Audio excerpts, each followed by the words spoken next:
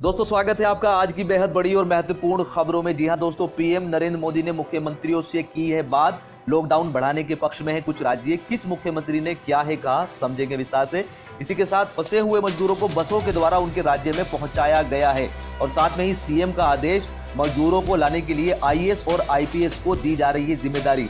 इसी के साथ बाजार और दुकान खुलवाने के लिए मुख्यमंत्री का आया नया प्लान। खबरों में और भी है महत्वपूर्ण जानकारी, कोई भी सूचना आपसे छूट ना जाए, इसलिए वीडियो को अंत तक जरूर देखें। और जी हां दोस्तों, इस चैनल पर जहां पर आप ये वीडियो देख रहे हैं उस पर ट्रू और ऑथेंटिक न्यूज ही प्रोवाइड होती है। अगर आपने चैनल को अभी तक सब्सक्राइब नहीं किया है तो सब्सक्राइब कर लीजिएगा।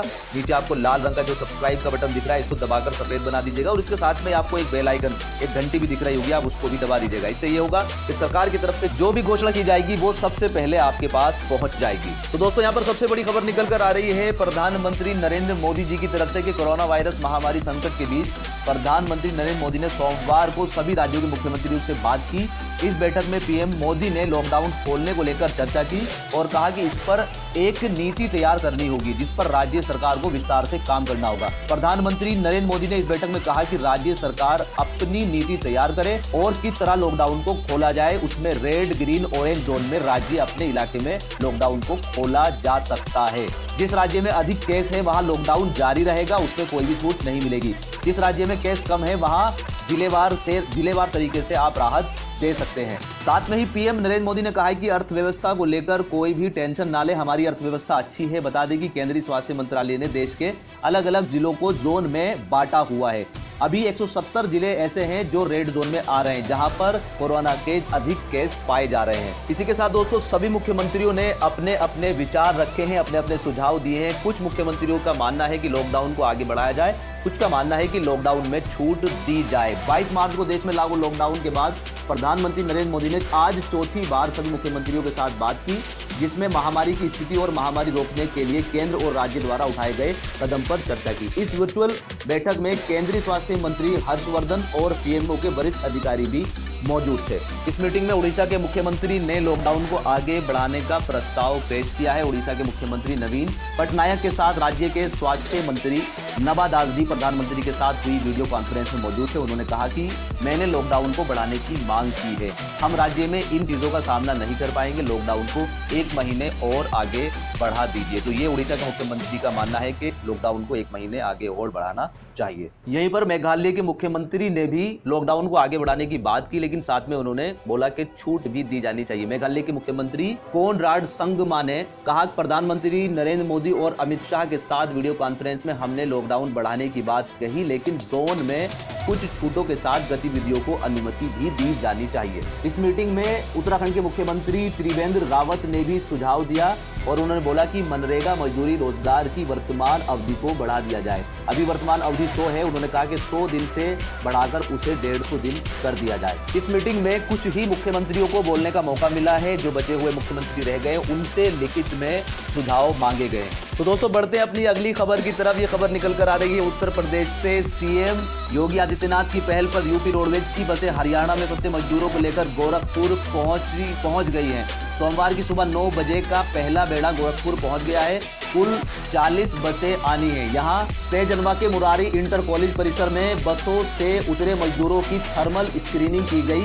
इसके बाद मजदूरों को चाय पिलाई गई, नाश्ता कराया गया और सुबह 9 से 10 बजे उन्हें भोजन भी दिया गया। मजदूरों को यहां से उनके तहसील मुख्यालय पर भेजा जा रहा है। ज्वाइंट मजिस्ट्रेट अनुज मलिक ने बताया कि तहसील मुख्यालय पर पहुंचने के बाद उन्हें उनके घर के नजदीक स्कूल में क्वारंटीन किया जाएगा। यहाँ पर कुछ राज्य सरकारों ने दूसरे राज्य में फंसे अपने लोगों को निकालने की प्रक्रिया शुरू कर दी है, लेकिन अभी भी कुछ राज्य ऐसे भी हैं जो इस पर विचार विमर्श नहीं कर रहे हैं, जबकि ये चीज जो है सबसे प्राथमिकता में होनी चाहिए कि जो लोग दूसरे राज्य में फंसे हैं उन लोगों को अपने राज्य में बुलाया जाए और जैसे भी आपको सुविधा लगे उनको क्वारंटीन किया जाए। कम से कम उनको रिलैक्सेशन तो मिले कि वो दूसरे राज्य से अपने राज्य में आ पाए, क्योंकि दूसरे राज्य में फंसे लोगों को अनेक तरह की समस्याओं का सामना करना पड़ रहा है, जिसमें सबसे प्राथमिकता है भोजन की व्यवस्था। यहाँ पर हजारों लोगों की शिकायत है कि उनको सरकार द्वारा दी जाने वाली किसी भी सुविधा का लाभ नहीं मिल रहा है, उनको किसी भी राशन की सुविधा नहीं मिल रही है, ना ही उन्हें टाइम पर भोजन मिल रहा है।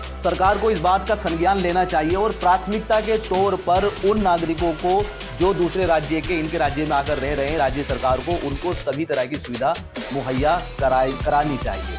यहाँ पर हमारा अपने दर्शकों से भी अनुरोध है कि वो अपनी बात को लिखें, लेकिन साथ में ही सबसे ऊपर हैशटैग द नॉइज जरूर लगा दें। द नॉइज की टीम आपकी आवाज को, आपकी बात को सरकार तक पहुंचाने की भरपूर कोशिश करेगी। यहीं पर दोस्तों अगली खबर निकलकर आ रही है राजस्थान से। जी हाँ दोस्तों, यहाँ पर राजस्थान के सीएम ने भी प्रवासी लोगों को अपने राज्य में बुलाने और अपने राज्य में रह रहे दूसरे राज्य के लोगों को भेजने की प्रक्रिया शुरू कर दी है। जी हाँ दोस्तों, यहाँ पर सीएम अशोक गहलोत के आदेश के बाद राजस्थान के प्रवासी लोगों को दूसरे राज्यों से लाने के लिए सरकारी मशीनरी एक्टिव हो गई है। 14 राज्यों में प्रवासियों को लाने के लिए 19 आईएएस अधिकारियों को जिम्मेदारी दी गई है। इन्हें उत्तर प्रदेश, मध्य प्रदेश, महाराष्ट्र, पश्चिमी बंगाल, पंजाब, गुजरात, तमिलनाडु, केरल और कर्नाटक सहित अन्य राज्यों का प्रभार दिया गया है। ये अधिकारी संबंधित राज्यों से बात कर वहां से प्रवासी लोगों और श्रमिकों को लाने और यहाँ रह रहे प्रवासी श्रमिकों को उनके राज्य तक पहुंचाने में मदद करेंगे।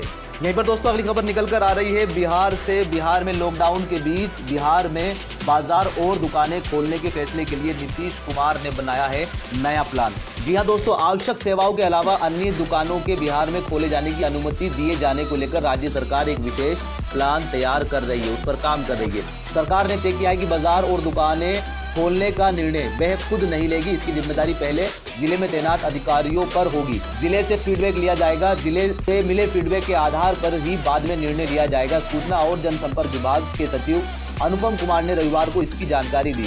उन्होंने कहा है कि दुकानों के खोले जाने के केंद्र सरकार के निर्णय पर राज्य सरकार जिले से फीडबैक ले रही है। बैठक में ये बात सामने आई थी कि एक साथ सभी दुकानों को खोलने की अनुमति देना ठीक नहीं होगा। इससे अनुमान यह लगाया जा रहा है कि चरणबद्ध तरीके से, चरणवार तरीके से दुकानों को खोलने की इजाजत दी जाएगी। हालांकि इस पर अभी अंतिम निर्णय निकलकर नहीं आया। यहीं पर अगली खबर निकलकर आ रही है झारखंड से। यहाँ पर प्रदेश कांग्रेस के अध्यक्ष और झारखंड सरकार के मंत्री डॉक्टर रामेश्वर उरांव ने कहा है कि केंद्रीय गृह मंत्रालय द्वारा जारी की गई गाइडलाइन के अनुसार लॉकडाउन में छूट देने की जिम्मेदारी राज्य के विभिन्न जिलों के उपायुक्त को दे दी गई है। कहा गया है कि केंद्र सरकार के गाइडलाइन का पालन किया जाए।